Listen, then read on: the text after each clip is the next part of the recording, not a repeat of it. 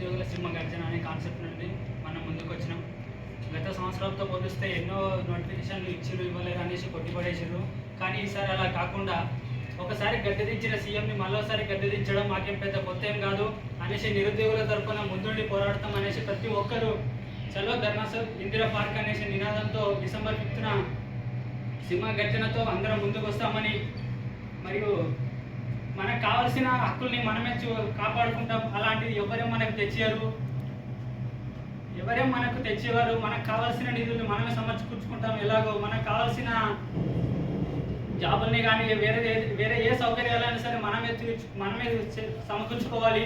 కానీ అలా కాకుండా ఎవరేం మనకు అడగకుండా అన్నం కూడా పెట్టరు. ఇలాంటివి మనం చాలా సంవత్సరాలు పోతూ ఉన్నాం. రేవంత్ రెడ్డి పదవి కాలం వచ్చిన నుంచి కూడా 2 సంవత్సరాల రోజులు నేటితో పూర్తి కావడం జరిగింది. కావున ఇంకా 3 సంవత్సరాలే మిగిలి ఉంది. 3 సంవత్సరాల్లో ఆయన అలా ఇలా చెప్పి ఇంకొక సంవత్సరం మేబీ పోనిస్తాడు. అలా అని మనం ఇంకా వెయిట్ చేసినాం అనుకో, గ్రామ సభలో గ్రామ పంచాయతీ ఎలక్షన్స్ కూడా కంప్లీట్ అయిపోతాయి.